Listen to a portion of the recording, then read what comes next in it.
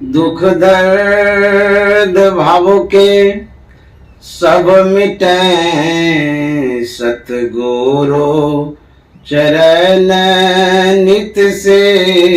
ये दुख दर्द भाव के सब मिटे सतगुरु चरण नित से।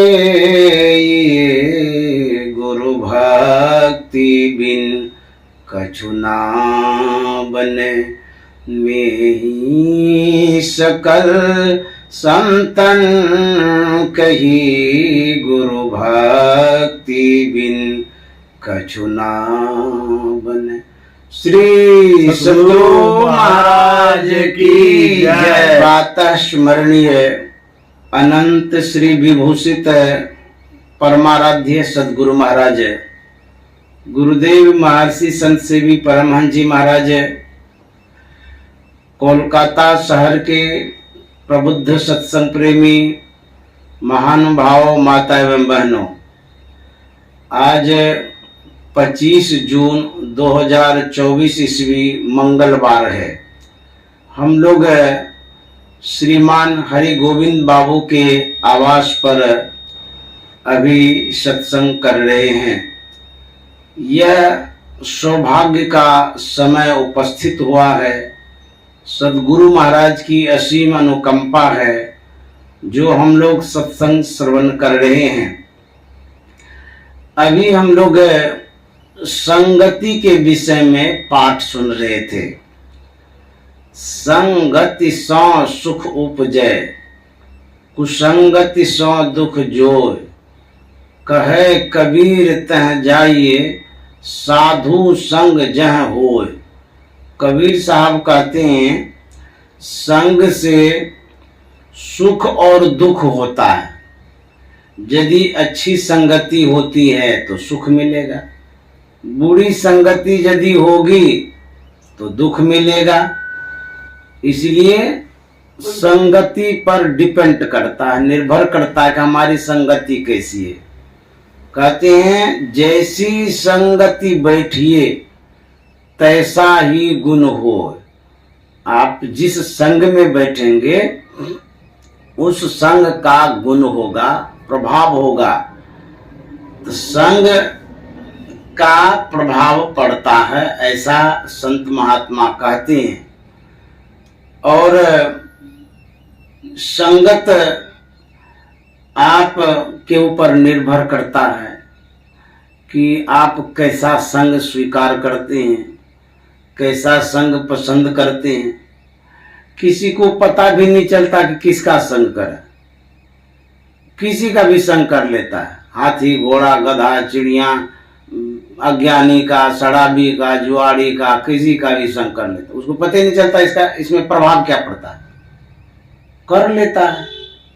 तो दुष्परिणाम जब होता है तो फिर सोचने लगता है ये कैसे हो गया। तो आप जो संग करते चले गए, गुण स्वभाव आप में समाते चला गया, आप पता चला ही नहीं। इसीलिए सोच समझ करके संग करना चाहिए, नहीं तो बड़ा दुख होगा। गोस्वामी तुलसीदास जी महाराज ने बड़ा अच्छा लिखा है कि हानि कुसंग सुसंगति लाहु, लोको वेद विदित सब काहू। कुसंग से हानि होगी, ऐसा गोस्वामी जी कहते हैं।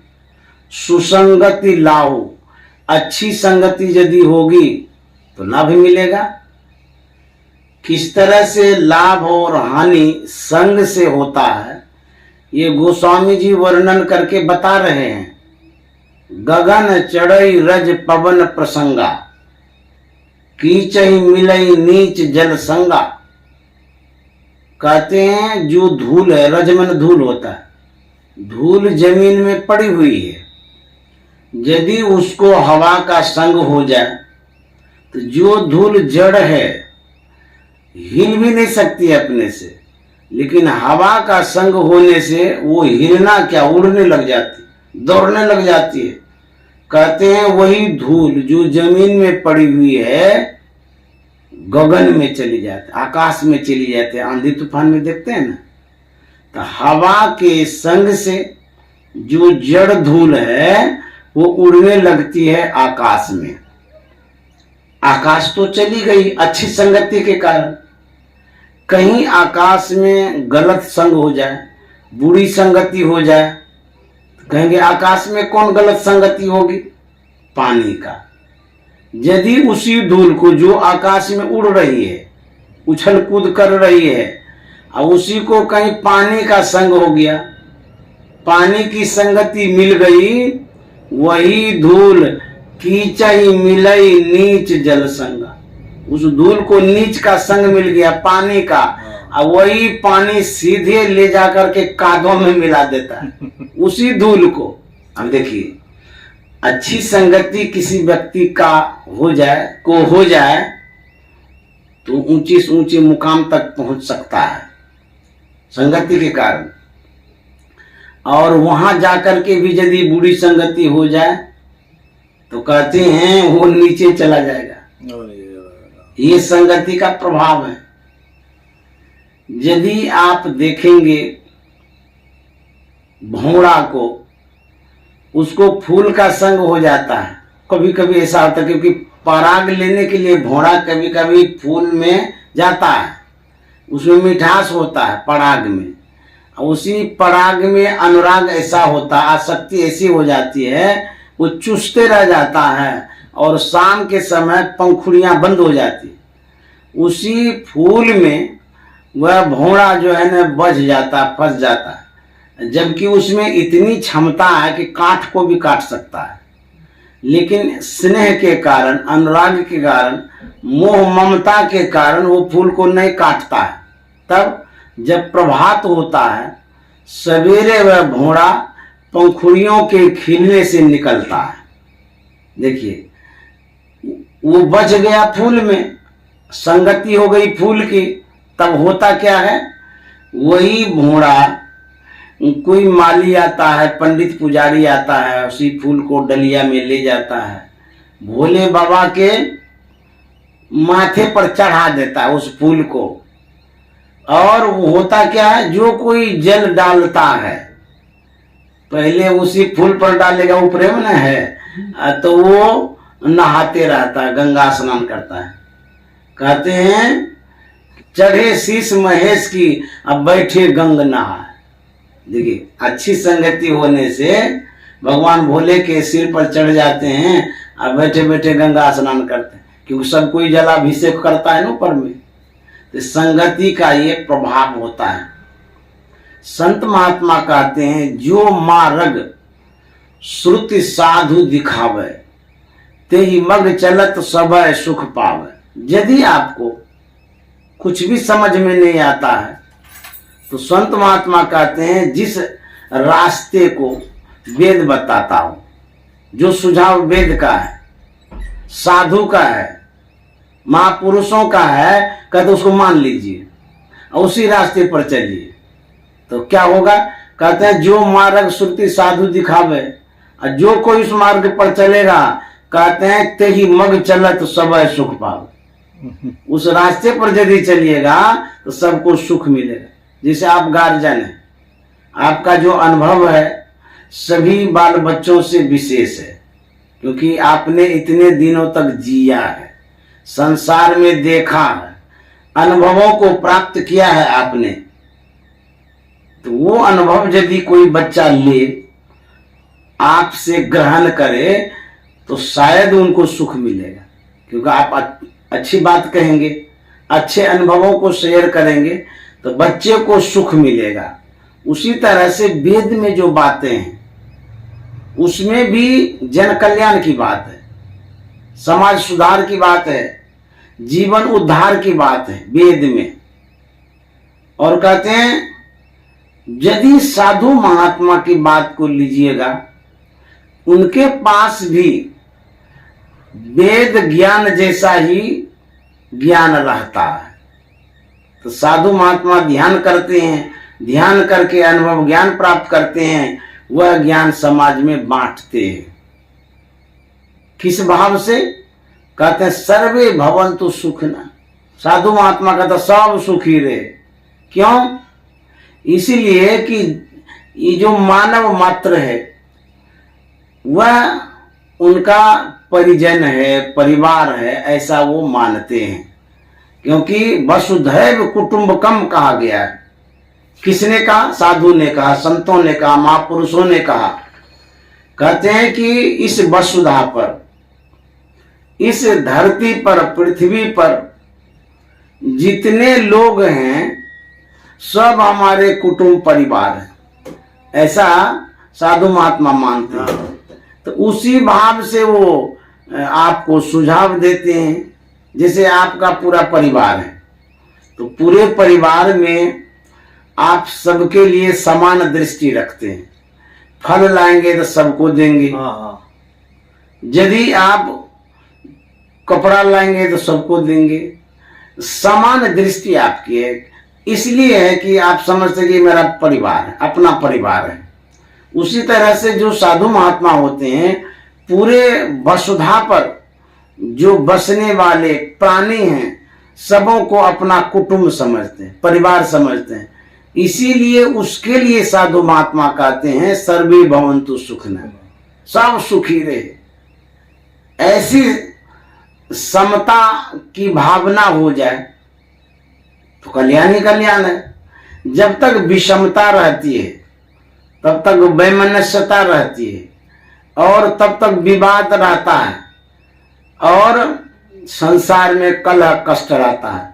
तो समता की सीख संत देते हैं और इसीलिए वो जो बतलाते हैं हमारे कल्याण की बतलाते हैं, इसीलिए उनकी बातों को माननी चाहिए। वेद की बात, संत की बात, पुराण की बात, शास्त्र की बात यदि मानते हैं तो सबको सुख मिलेगा।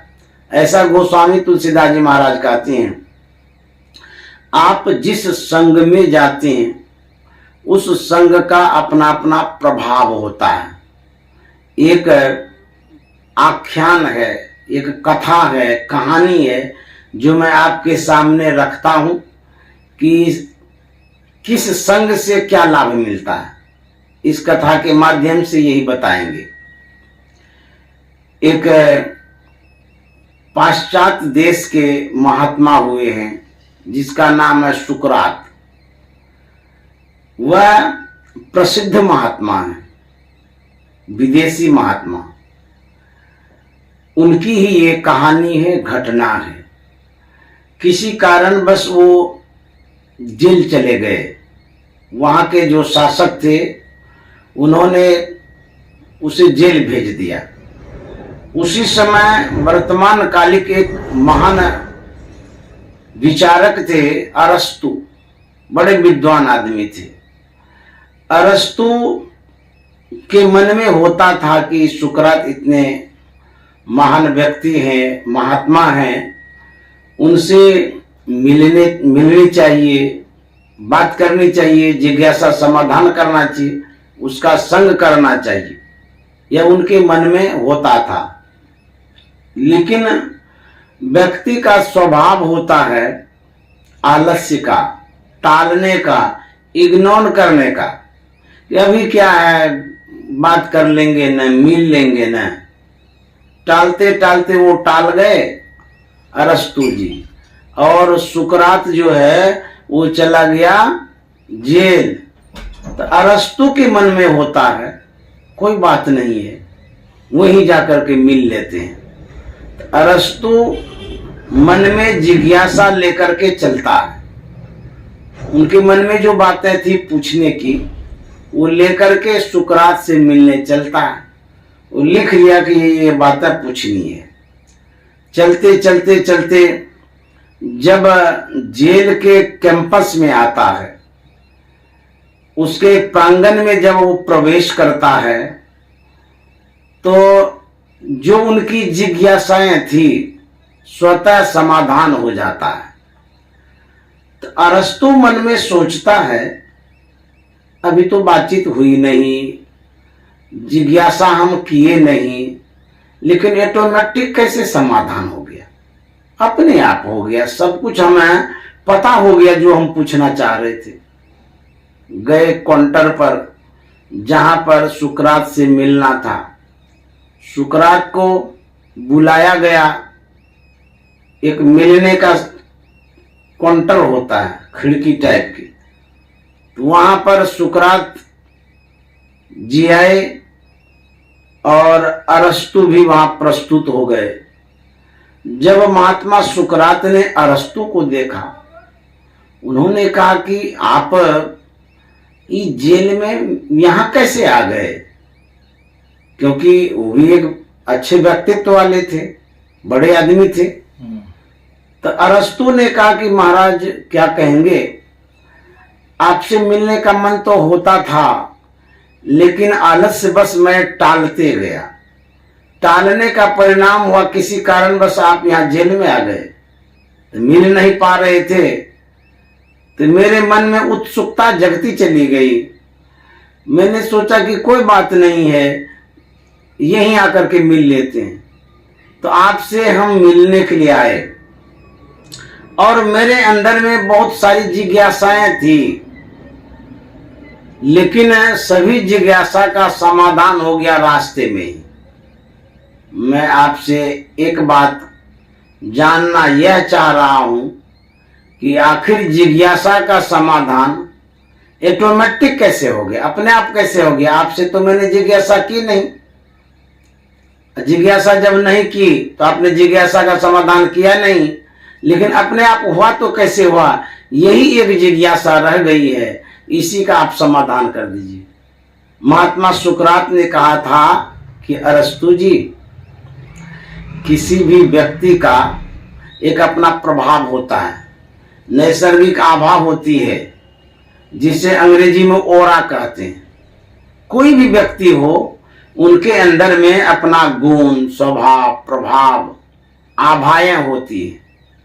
तो आप जब आ रहे थे, आपके मन में बहुत सारी जिज्ञासाएं थी, लेकिन हमारे आभा मंडल में जैसे आप प्रवेश किए, जैसे आपका एक कैंपस है ना, इस मोहल्ले का, उसी तरह से व्यक्ति जहां रहता है वहां एक आभाएं बन जाती है। जैसे आप यहाँ रहते हैं, यहाँ की एक अलग आभा हो गई, और दूसरे के पास जाएंगे तो वहां दूसरी आभा मिलेगी। जैसे जैसे व्यक्तियों के पास जाएंगे वैसी वैसी आभा मिलेगी। तो बोले कि जैसे आप आभा मंडल में प्रवेश किए, तो आप हमारे आभा मंडल में प्रवेश किए, इसीलिए आपकी जिज्ञासा का समाधान स्वतः हो गया। क्योंकि जो संत होते हैं, महापुरुष होते हैं, उनके अंदर की आभाएं कैसी होती है? कहते सदगुरु सुख के सागर, शुभ गुण आगर, ज्ञान उजागर है। ज्ञान की आभाएं होती है, साधना की आभाएं होती है, विवेक की आभाएं होती है, शांति की आभाएं होती है, सुख की आभाएं होती है, कल्याण की आभाएं होती है। तो कोई भी व्यक्ति जो भी जिज्ञासा करता है, तो कैसी जिज्ञासा? सुख की जिज्ञासा, ज्ञान की जिज्ञासा, शांति की जिज्ञासा, यही तो साधारण जिज्ञासा है, कोई भी करेगा। तो संत महात्मा के पास इसी तरह की आभाएं होती है, ज्ञान की, शांति की, सुख की, साधना की, भक्ति की, प्रेम की, मेल की, तो यही आभाएं होती है संत के पास। तो जैसे उनके करीब जाते हैं, आपके अंदर में जो जिज्ञासाएं होती है स्वतः शांत हो जाती है, समाधान हो जाता है। तो महात्मा सुकरात ने कहा, जैसे आप हमारे आभा मंडल में आए, वैसे ही आपके अंदर में जो जिज्ञासाएं थी स्वतः समाप्त हो गई। तो आभा जो है सबके अंदर में अलग अलग है। तो कबीर साहब कहते हैं कि संगत कीजिए साधु की। यदि आप संग करेंगे साधु की तो क्या होगा? कहते हैं साधु जो होते हैं वो स्वभाव के सच्चे होते हैं, परोपकारी होते हैं, कल्याण करने वाले होते हैं, उपकार करने वाले होते हैं, आपका हित करने वाले होते हैं। इसीलिए कहता यदि उनके पास में जाएंगे तो जैसी संगति बैठिए तैसा ही गुण होए। तो संग का एक प्रभाव होता है। जैसे आप लोग यदा कदा सत्संग कराते हैं, संजोग बैठता है तो साधु महात्मा को भी बाहर से बुलाते हैं। इससे क्या होता है, साधु का जो गुण है, स्वभाव है, आपके घर परिवार वातावरण पर पड़ता है। सत्संग कराने से मन में सद्गुण आता है, सद्भावना जागृत हो जाती है और हमें सुकून सा लगता है, शांति सा लगता है, एक अच्छा माहौल बन जाता है, सात्विक माहौल बन जाता है। इसीलिए संगति का प्रभाव पड़ता है। तो संत महात्मा कहते हैं कि साधु का संग करना चाहिए। कबीर साहब कहते हैं, जो कछु गंधी दे नहीं तो भी बास सुबास। यदि आप गंधी के दुकान पर जाते हैं, वहां आप खड़े रहिए, खरीदिए नहीं, लेकिन जो सुगंधी सेंट है आपके नाक तक आ जाएगी बिना पैसे का। सेंट से सुगंधी ही तो लेते हैं। और सुगंधी के दुकान पर जब गए तो बिना पैसे की सुगंधी मिली। उस दुकान से जितना दूर हो जाएंगे, सुगंधी भी आपसे दूर हो जाएगी। होता नहीं सा, अभी आप घर में हैं तो सुगंधी तो नहीं मिल रही है, और उस दुकान पर यदि चले जाइएगा जहाँ सुगंधी मिलती है, बिकती है, तो देखिएगा, खड़े रहिएगा, बड़ा मन खुश हो जाएगा, आह कितनी अच्छी सुगंधी है। होता नहीं सा। ठीक उसी तरह से जब अच्छे संग के करीब जाते हैं, साधु संग के पास जाते हैं, साधु महात्मा के पास जाते हैं, तो उनके अंदर में जो सुगंधी है, ज्ञान की, वैराग्य की, त्याग की, तो वो सुगंधी आप में प्रवेश कर जाती है। आप लाभान्वित होते हैं, लाभ मिलता है आपको। इसीलिए संग करने के लिए साधु महात्मा कहते हैं। जब आप सत्संग करते हैं तब क्या होता है, साधु महात्मा का दर्शन करते हैं तो जापल दर्शन साधु के, साहब यावे याद, लेखा की सोई घड़ी बाकी के सब बाद। जैसे आप वकील को देखिएगा तो कोर्ट कचहरी केस याद आ जाएगा। होता है ऐसा। जब आप पंडित को देखिएगा, पुराण पोथी पूजा पाठ याद आ जाएगा। होता है ऐसा। जब आप मौलवी साहब को देखिएगा तो नमाज, कुरान, ये सब याद आने लग जाता है। ऐसा होता है। उसी तरह से जिस व्यक्ति का आप दर्शन करते हैं, दर्शन मतलब देखना, आंख से जो देख लेते हैं उसी को दर्शन कहते हैं। जिस व्यक्ति का आप दर्शन करते हैं उस व्यक्ति में जो गुण है, स्वभाव है, जिस तरह का वो कर्म कर रहे हैं, जिसको आप जान रहे हैं, तो वैसी ही बातें आपके मन में घर कर जाती। वकील याद आता है तो मन में होता, अच्छा फलाना जो केस था उसके विषय में एक बार पूछ लेते हैं। पंडित याद आते हैं, अच्छा है तो कौन लगन मुहूर्त में पूजा करना चाहिए, एक बार पूछ लेते हैं। जरूरत नहीं है लेकिन देख लिए तो पूछ लेते हैं। नाई जब देखते हैं ना, नाइयों बनाने का मन है, अच्छा नख कटा लेते हैं, बोले तत्संबंधित बातें याद आती हैं। उसी तरह से जब साधु का दर्शन करते हैं, कहते हैं साहब यावे याद, कहते हैं परमात्मा याद आ जाते हैं। इसीलिए साधु महात्मा का दर्शन प्रसन्न करना चाहिए, तब साधु महात्मा याद आएंगे तो परमात्मा याद आएंगे। और क्या होगा, लेखा की सुई घड़ी बाकी के सब बात। जब स्कूल स्टूडेंट जाता है तो वहां पर हाजिरी बनती है, अटेंडेंस बनता है ना। प्रेजेंट जब आप होते हैं तो उसका एक महत्व होता है विद्यार्थी के लिए। रेगुलर यदि स्टूडेंट आप हैं, बराबर कंटिन्यू आप क्लास करते हैं, तो उसका एक अलग बेनिफिट मिलता है, लाभ मिलता है बच्चों को, विद्यार्थी को, कोई भी हो।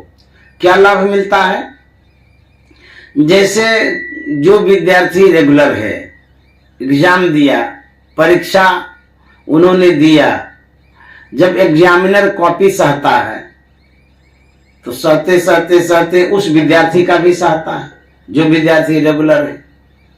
तो जब देखता है, कुल योग करता है ना पॉइंट का, इतना पॉइंट इनको हुआ, तो जो पास मार्क है उससे 1 पॉइंट कम होता है उस विद्यार्थी को।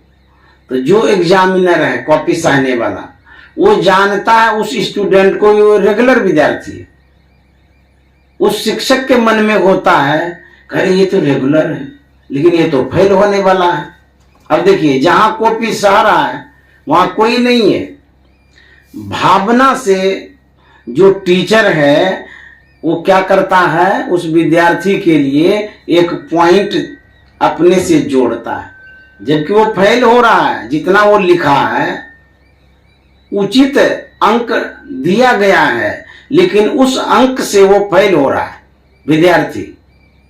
तो टीचर अपने प्रभाव से, भावना से और स्टूडेंट के रेगुलर क्लास करने के कारण उसको पॉइंट बढ़ाता है, फेल होने नहीं देता है। 1 पॉइंट अपने प्रभाव से दे करके उसको पास कर देता है।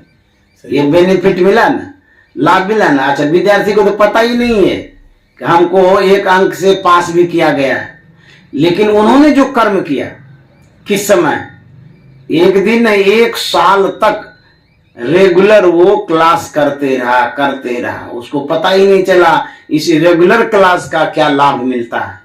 लेकिन अंतिम घड़ी में उसको पॉइंट मिला, अब पास हो गया, वो खुश होता है। ठीक उसी तरह से मेरे कहने का मतलब ये है कि यदि आप गुरु दरबार में, संत दरबार में, प्रभु दरबार में, भगवान के दरबार में आप हाजिरी देते हैं, सिर्फ हाजिरी आप दीजिए। यदि रोज सत्संग करेंगे, ध्यान करेंगे, स्तुति करेंगे, प्रार्थना करेंगे रोज, भले आप साधना में उतनी उच्च गति को नहीं प्राप्त किए, लेकिन रोज सत्संग ध्यान करते करते करते शरीर छूटने लगता है। उस समय यदि 1 पॉइंट से स्वर्ग छूट रहा है, तो हमारे जो सदगुरु महाराज हैं वो देखते हैं कि तो रोज क्लास किया है, रोज सत्संग किया है, नहीं, इसको स्वर्ग यदि मिल रहा है तो हम अपने प्रभाव से 1 पॉइंट बढ़ा करके स्वर्ग दे देते हैं। यदि मोक्ष, मुक्ति का स्थान छूट रहा है तो गुरु महाराज कहते नहीं, इतना सा तो हम कर ही सकते। क्यों? सदगुरु महाराज का एक अलग प्रभाव रहता है, एक अलग उनके पास पॉइंट है। आप जितना कर सकते हैं उतना तो आप कर ही रहे हैं, जो कसर रह जाता है सदगुरु महाराज अपने प्रभाव से, शक्ति से उस कसर को पूरा कर देते हैं। इसीलिए सत्संग बराबर करने की आवश्यकता है। यदि बराबर करेंगे तो प्रभाव मिलेगा, ये बेनिफिट मिलेगा, लाभ मिलेगा आपको। किसी कैदी को फांसी की सजा होने वाली होती है, तो सजा अब फांसी की होगी, लेकिन हमारे देश में जो कानून है वो कहता है कि इसको फांसी होनी चाहिए। एक और भी शक्ति है जिसको राष्ट्रपति कहते हैं, उसके पास होती है। उसमें एक नियम है कि आप दया याचिका दायर कर सकते हैं, मतलब निवेदन कर सकते हैं, आग्रह कर सकते हैं। किनसे? राष्ट्रपति से, क्योंकि वो कानून से भी ऊपर होता है। राष्ट्रपति आपकी दया याचिका पर यदि सुनवाई कर दिया तो हो सकता है जो फांसी की सजा कानून दे रहा है उससे आपको मुक्ति मिल जाएगी। ऐसा होता है। ठीक उसी तरह से यदि हम कहीं गिर रहे हैं, अधोगमन हो रहा है, निम्न गमन हमारा हो रहा है किसी कारण से, यदि सदगुरु से जुड़े हैं, सत्संग से जुड़े हैं, साधु महात्मा से जुड़े हैं, तो आप यदि प्रार्थना कर रहे हैं सदगुरु महाराज से, आपकी जो दया याचिका है वो सुनी जाएगी। आपको निम्न गमन होने नहीं देगा, अधोगमन नहीं होने देगा, और जो निम्न योनि है उसमें जाने नहीं देगा, बल्कि आपको मनुष्य शरीर में जाकर के स्थापित कर दे। मनुष्य शरीर आपको मिल जाएगा, क्योंकि ये सदगुरु की कृपा होती है, ये दया याचिका है। आप भावना से सत्संग करते रहिए, इससे ऐसा होता है। इसलिए हम लोगों को चाहिए कि सदगुरु के दरबार में रोज सत्संग ध्यान के द्वारा हाजिरी देते रहे, ये प्रभाव होता है। हमारे गुरु महाराज ने लिखा है, गुरु मम सूरत को गगन पर चढ़ाना, दया करके सत धुन की धारा गहन। ये गुरु महाराज की प्रार्थना है। गुरु महाराज कहते हैं कि हे गुरुदेव, हमारी सूरत को अंतराकाश में चढ़ा दीजिए, गगन पर चढ़ाना। और क्या कहता, दया करके सतधुन की धारा गाना। अंतर जो ध्वनि है, अंतर में जो आवाज है, उस ध्वनि को धड़ा दीजिए, पकड़ा दीजिए। ये प्रार्थना है गुरु महाराज की। और गुरु महाराज क्या कहते हैं, अपनी किरण का सहारा गहा कर, परम तेजोमय रूप अपना दिखाना। गुरु मम सूरत को गगन पर चढ़ाना, दया करके सत धुन की धार गहन। गुरु महाराज कहते हैं अपने गुरुदेव से कि हे गुरुदेव, आपकी जो अपनी किरण है, किरण में ना प्रकाश, लाइट, पावर, कहते हैं उसकी जो धारा है, अपनी किरण का सहारा गहाकर उसका हमको सहारा दीजिए, अवलंब दीजिए, आधार दीजिए, सहयोग दीजिए। ऐसा क्यों गुरु महाराज कहते हैं कि आपकी जो अपनी किरण है? सदगुरु के पास स्पेशल जनरेटर होता है।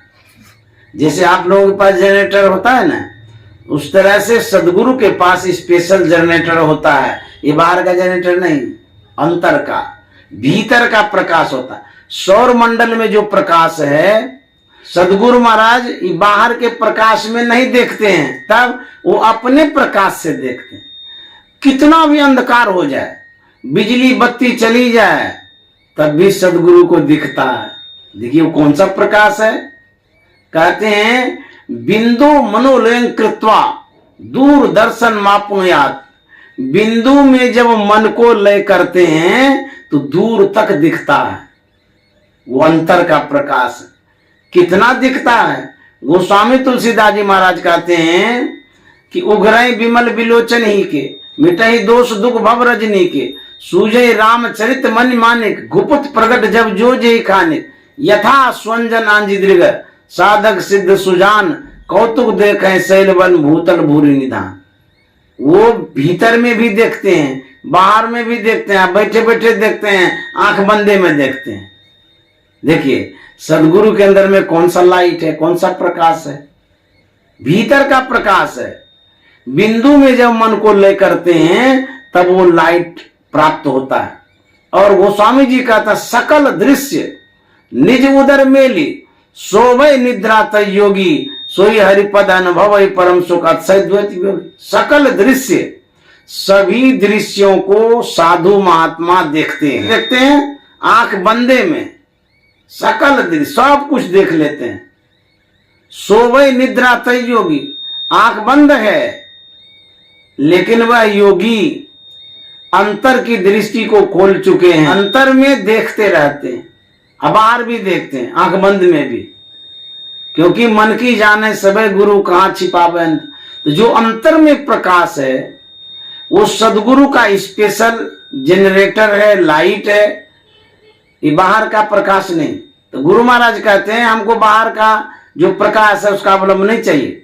तो बाहर में तो विविध तरह का प्रकाश है, लाइट का प्रकाश, टॉर्च का प्रकाश, मोबाइल में भी प्रकाश है, सौरमंडल में प्रकाश है, बिजली का प्रकाश है, भुगजुगनी का प्रकाश है, ढेरी तरह का लाइट है। तो गुरु महाराज कहता बाहर के प्रकाश का हमको नहीं सहयोग चाहिए। तब अपनी किरण का सहारा गाकर, आपकी जो अपनी किरण है, आपका जो अपना प्रकाश है, लाइट है, उसी का हमको सहारा दीजिए। परम तेजोमय रूप अपना दिखाना। हे गुरुदेव, आपका जो रूप है कैसा है? कहता तेजस स्वरूप है, प्रकाश स्वरूप है। उसी रूप का हमको दर्शन कराइए। तेजो बिंदु परम ध्यानम विश्वात्म हृदय संस्थितम। कहते हैं यदि उस तेजस स्वरूप बिंदु का ध्यान करते हैं तो सदगुरु का रूप वैसा ही है, तेजस स्वरूप, प्रकाश स्वरूप, शुद्ध स्वरूप। वहां आंख टिकती नहीं है, चकाचौंध हो जाती है आंखें। तो कहते हैं तुम्हारे ज्योत स्वरूप और तुम्हारे धुन रूपा, परखत रहूं निस दिन गुरु करु दयानुपा। हे गुरुदेव, आप कैसे हैं? ज्योति स्वरूप है।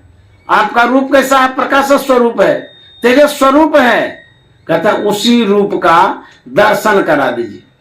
तो गुरु महाराज कहते हैं कि अपनी किरण का सहारा गहाकर अब परम तेजोमय रूप अपना दिखा, वह रूप हमको दिखा दीजिए। और गुरु महाराज कहते हैं साधन भजन हीन मौसम न को, मेरी इस दुर्बलता को प्रभु जी हटाना। गुरु मम सूरत को गगन पर चढ़ाना, दया करके सत धुन की धारा गहाना। गुरु महाराज कहते हैं कि साधन भजन हीन मौसम न को। भजन करने में बड़ी कमजोरी मेरे अंदर में है। मेरे समान साधन भजनहीन कोई नहीं है। साधन भजनहीन मौसम न को। कहते मेरी जो दुर्बलता है, कमजोरी है, ये जो कठिनाई है मेरे सामने, कहते हैं हे गुरुदेव, मेरी इस दुर्बलता को प्रभु जी हटाना, आप इसको हटा दीजिए। भजन करता हूं तो मन नहीं लगता है, मन भाग जाता है। तो साधन भजन में हम हीन हैं। इस कमजोरी को, दुर्बलता को आप दूर कर दीजिए, प्रभु जी हटाना। और कहते हैं गुरु मम सूरत को गगन पर चढ़ाना। और क्या कठिनाई है गुरु महाराज के सामने? गुरु महाराज कहते हैं पापों के संस्कार जन्मों के मेरे है, जो दया कर क्षमा कर मिटाना। गुरु मम सूरत को गगन पर चढ़ाना, दया करके सत धुन की धारा गहाना। गुरु महाराज कहते हैं एक तो साधन भजन में हम हीन हैं। दूसरा प्रॉब्लम क्या है? जन्मों जन्म का जो पाप है, कुसंस्कार, पापों के संस्कार, जो कुसंस्कार है वह भी हमें परेशान करता है, दबाता है, वह भी हमें आगे बढ़ने नहीं देता।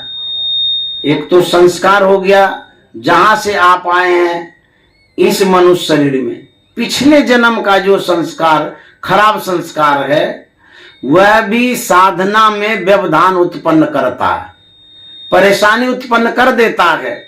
तो गुरु महाराज कहता है पापों के संस्कार जो होता है, जन्मों जन्म का होता है, वो पीछा करता है। यदि खराब संस्कार लेकर के आए हैं, भजन करने में व्यवधान उत्पन्न होगा, मन नहीं लगेगा, भागते रहेगा, चंचल होगा, अंतर में गमन नहीं होगा, बड़ी परेशानी होती है खराब संस्कार के कारण।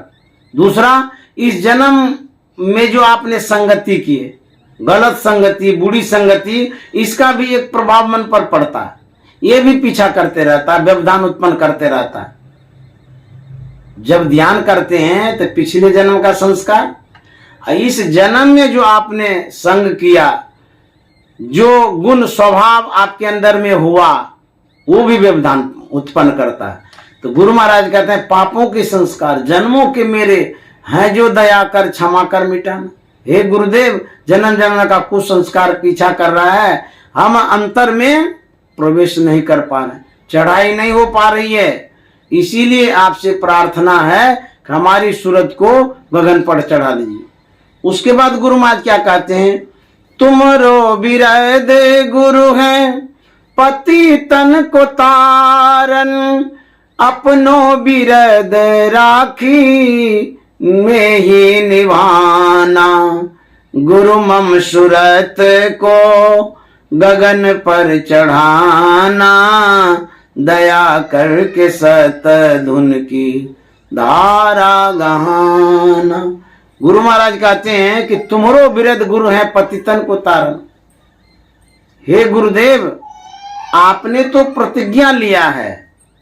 आपने क्या प्रतिज्ञा लिया है कि मैं पतितों का उद्धार करूंगा। यदि आपने प्रतिज्ञा लिया है, उस प्रतिज्ञा की प्रतिष्ठा बचाने के लिए कहते हैं मेरे जैसे जो पतित हैं उसका आप उद्धार करिए, अन्यथा यदि आप उद्धार नहीं करेंगे तो आपकी प्रतिज्ञा भंग हो जाएगी। अर्थात जो सच्चे सदगुरु हैं उनकी प्रतिज्ञा है कि मैं पतितों का उद्धार करूंगा। तो हे गुरुदेव, हमारी जो परेशानी है मैंने आपके सामने रख दी। ये परेशानी है, मेरी सूरत अंतर में नहीं लग रही है, पापों का संस्कार है और साधन भजन से हम हीन है, ये परेशानी है। हमारा उद्धार आप अपने प्रतिज्ञा के तहत कर दीजिए। गुरु महाराज कहते हैं जो आपने प्रतिज्ञा लिया है उसी प्रतिज्ञा के तहत आप हमारा उद्धार कर दीजिए। तो हम भक्तों को यह सोचना चाहिए कि जो हमें प्रयास करना है उस तरह से ध्यान और सत्संग करें। यदि सफलता नहीं मिल पा रही है तो घबराने की कोई बात नहीं है। बहुत आदमी कहा करते हैं कि हम ध्यान करते हैं, अभी तक कुछ मिल भी नहीं किया है, कितना बरस हो गया है, जहां के तही हैं। तो कहते हैं कि आप घबराइए नहीं। जो गुरु महाराज ने प्रतिज्ञा लिया है पतितों का उद्धार करेंगे। यदि हम अपने से ही उद्धार कर लेंगे, मोक्ष मुक्ति को प्राप्त ही कर लेंगे, सबसे संभव नहीं है। यदि अपने से सब कुछ कर ही लेंगे तो गुरु महाराज ने जो प्रतिज्ञा लिया है कि पतितों का मैं उद्धार करूंगा, वो प्रतिज्ञा तब किस लिए ली है? अरे जिसका उद्धार नहीं हो रहा उसको हेल्प करेंगे, सहयोग करने की बात है। जो अमीर आदमी है उसके लिए योजनाएं नहीं बनती है। किसके लिए बनती है? अर्थहीन के लिए, गरीब के लिए योजना के तहत उसको हेल्प किया जाता है। तो जो बेचारे अर्थहीन हैं, गरीब हैं, उस योजना से वो लाभ लेंगे। उसी तरह से संत सदगुरु के पास जो योजना है, कौन सी योजना है? पतितों का उद्धार करने का। उसके पास एक पावर है, शक्ति है, उसका उद्धार करेंगे। जो फिसल रहे हैं, जो आगे बढ़ नहीं पा रहे हैं, जो कमजोर हैं, खराब संस्कार के कारण जिनकी अच्छी गति नहीं हो पा रही है, तो उस योजना के तहत प्रतिज्ञाबद्ध जो हो गए हैं गुरु महाराज, उसके तहत उसका उद्धार करेंगे। यह एक सहारा है, यह एक अवलंब है, यह एक आरक्षण है, समझ लीजिए। जैसे आरक्षण के तहत जब आप पढ़ करके जाते हैं तो उसके तहत नौकरी मिल जाती, सीट जो है रिजर्व हो जाता है। जब सीट रिजर्व होता है तो आपको कुछ सहारा मिलता है, सहयोग मिलता है, मन में होता है कि चलो कमो पॉइंट आएगा ना तो आरक्षण के तहत हमको नौकरी मिल जाएगी, होता है ना मन में।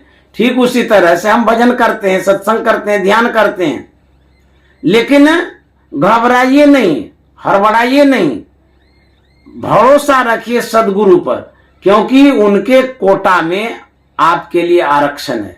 जो भगत कमजोर है, निर्बल है, दुर्बल है, असहाय है, उसके लिए सदगुरु के पास एक कोटा है। प्रतिज्ञाबद्ध सदगुरु हैं, उस कोटे के तहत आपको हेल्प मिलेगा, सहयोग मिलेगा। तो घबराइए नहीं। बहुत आदमी घबरा जाते हैं कि इतना दिन से हम भजन कर रहे हैं, कुछ नहीं मिल रहा है। तो वही गुरु महाराज कहते हैं, गुरु ने तो प्रतिज्ञा लिया है, तुम्हारो बिरद गुरु। बिरद में प्रतिज्ञा, क्या करने की प्रतिज्ञा है? पतितन को तारन, अपनों बिरद राखी में ही निभाना। गुरु महाराज कहता है अपनी प्रतिज्ञा की प्रतिष्ठा रखने के लिए पतितों का उद्धार आपको करना ही है। इसलिए हम लोग आशे और भरोसे से सदगुरु का जो कहना है, उनकी जो आज्ञा है, उसके तहत सत्संग भजन ध्यान करते रहे। हम लोगों का अवश्य उद्धार और कल्याण होगा और हमारे जीवन में सदगुरु का हाथ है, सदगुरु का हाथ रहेगा। ऐसा नहीं सोचना चाहिए कि हमारे ऊपर कृपा ही नहीं है। कृपा है, उस कृपा को हम आप देख नहीं पा रहे, वो सूक्ष्म कृपा है, अदृश्य कृपा है। कृपा कोई चीज नहीं है जो दिखा दिया जाएगा, वह एक शक्ति है, आभाएं हैं जिनके तहत आपको आशीर्वाद और कृपा मिलता है। गुरु महाराज कहते हैं कि प्रभु तो है कैसे देख न पाऊं, ये कठिनाई है, दिक्कतें हैं, मैं आपको कैसे देख पाऊं, क्योंकि मेधा मन इंद्रिय गए माया, इनमें रही माया लिपटाऊं। गुरु महाराज कहते हैं कि तन इंद्रिय संग माया देखो, शरीर और इंद्रियों के साथ तो हम माया देखते हैं, और आप तो मायातीत हैं, मायातीत रहो तुम न, आप तो माया के पड़े हैं। जो इंद्रियों में मन अगवा है, राजा है, हेड है, मेधा मन इंद्रिय गए माया, वो भी तो माया को ग्रहण करता है, माया के तरफ ही जाता है। इंद्रिया नाम मनोनाथो, मनोनाथस्तु मारुत है, इंद्रियों का नाथ मन है। ये मन कैसा है?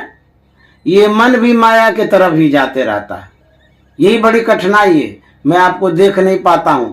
और गुरु महाराज कहते हैं कि इंद्रिय ने मन और बुद्धि परे प्रभु, आप तो इंद्रियों से पड़े, बुद्धि से पड़े हैं, यही तो कठिनाइयां हैं।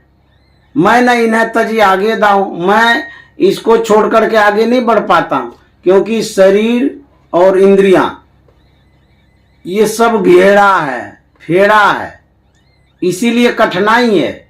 ये गुरु महाराज का प्रार्थना है। और गुरु महाराज कहता करहूं कृपा इन संग छोड़ाऊं, ये परमात्मा हम जो इस जड़ के संग में आ गए हैं, माया के संग में आ गए हैं, इंद्रियों के संग में आ गए हैं, ये सब कब्जा करके रखा, घिर गए हम, ये बड़ी समस्या है। उलझन में जब व्यक्ति पड़ जाता है तो उसको बुद्धि नहीं काम करता है, दिमागे काम नहीं करता है, तब क्या करना चाहिए? तब प्रार्थना करना चाहिए। ये प्रार्थना में बल होता है, शक्ति होती है। जब आप प्रार्थना करेंगे कोई न कोई रास्ता निकलेगा। आपकी बुद्धि काम नहीं कर रही है, मन काम नहीं कर रहा है, जब काम ही नहीं कर रहा है तो एक काम यही कर लीजिए, प्रार्थना कर लीजिए, हो सकता है कि वो कनेक्शन ऐसा जुट जाएगा कि आपका काम फतह हो जाएगा। इसलिए प्रार्थना करनी चाहिए। यदि आपको कुछ भी नहीं सूझता है तो गुरु महाराज तो प्रार्थना ही कर रहे हैं, तो गुरु महाराज कहते करहूं कृपा इन संग छोड़ावाऊं, जड़ प्रकृति कर पार ही जाऊं, कृपा करके हमको जड़ प्रकृति से पार कर दीजिए। और कहते हैं कि मैं ही यश करुणा कर स्वामी, गुरु महाराज कहते हे करुणा के स्वामी, कृपा के सागर, ऐसी कृपा कर दीजिए, करुणा कर दीजिए, देहु दरस सुख पाएगा, हमको दर्शन दे दीजिए, हमको सुख मिल जाएगा।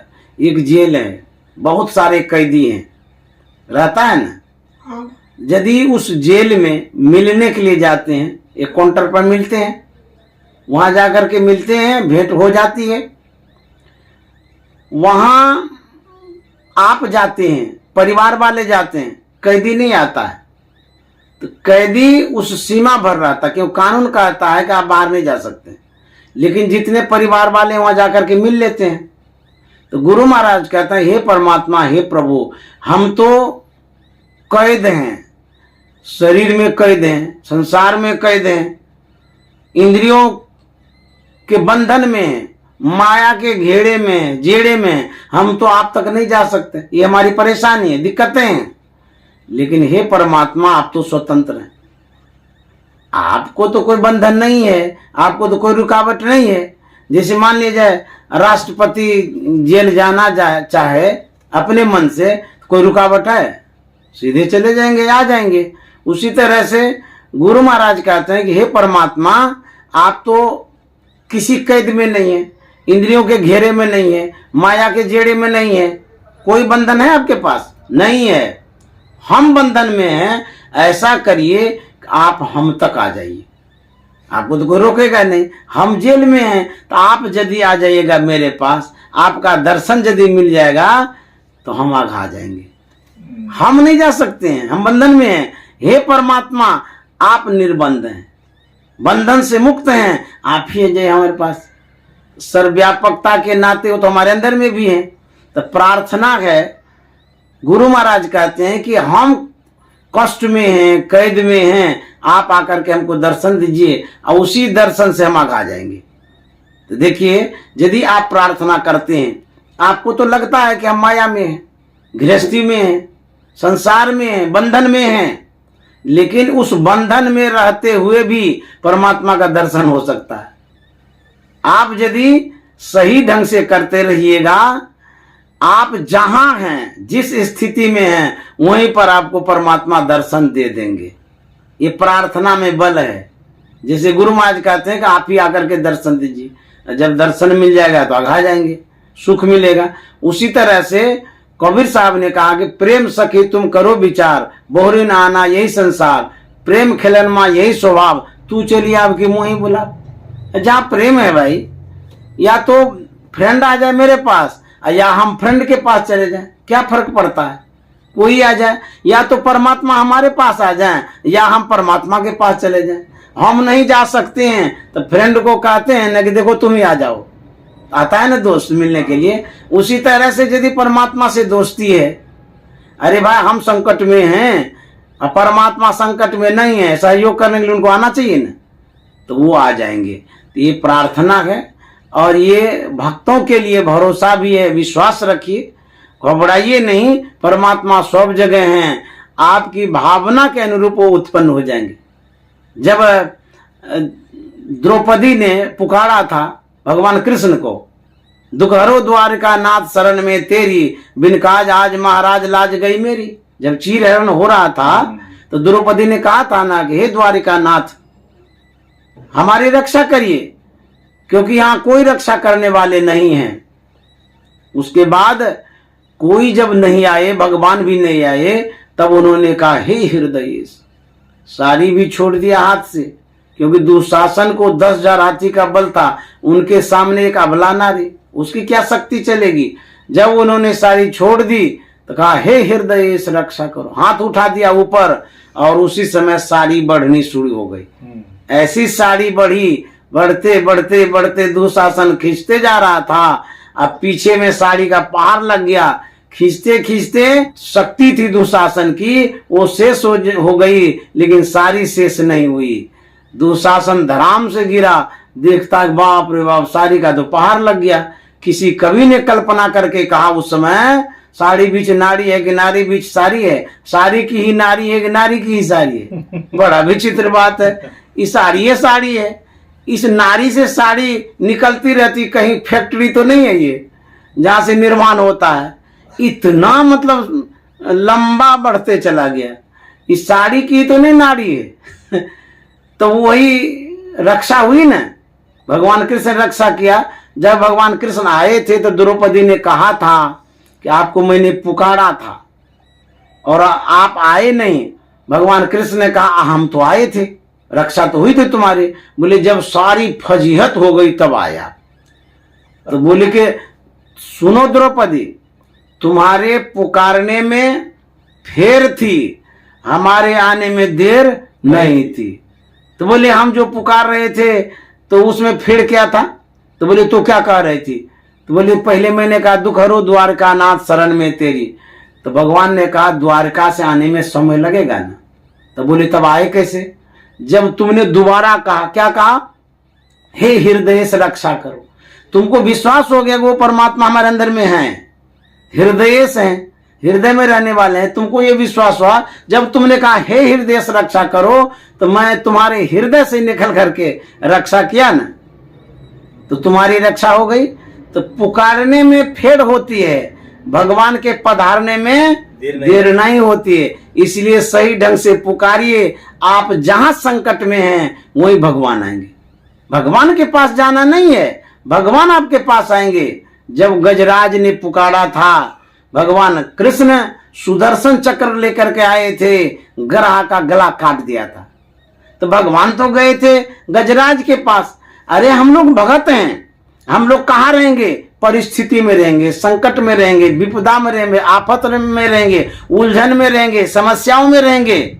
वहीं पर भगवान को आना है, वहीं पर गुरु को आना है, वहीं पर प्रभु को आना है। हम नहीं जाएंगे उनके पास। वही गुरु महाराज कहते हैं कि आप आकर के हमको दर्शन दीजिए। कोई भगत कैसे जाएगा? अच्छा, भगत वही होता है जो परिस्थिति में रहता है, संकट में रहता है, दुख में रहता है। आपको जाना कहीं नहीं है, आप जहां हैं वहीं रहिए। आप ही के पास आपके इष्ट आएंगे, गुरु आएंगे, गुरु महाराज आएंगे। आप जहां हैं वहीं रहिए और वहीं पर आपकी रक्षा के लिए, सुरक्षा के लिए और साधना में आगे बढ़ाने के लिए गुरु महाराज आएंगे।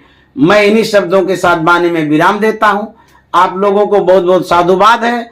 आप लोग बहुत अच्छा से भजन सत्संग ऐसे करते रहिए और प्रार्थना रोज करिए, स्तुति रोज करिए। आपको कहीं जाना नहीं है। बीमार हैं तब भी वहीं रहिए, परेशानी है तब भी वहीं रहिए, घर गृहस्थी में तब भी वहीं रहिए, गड्ढे में है गिरे हुए तब भी वहीं रहिए।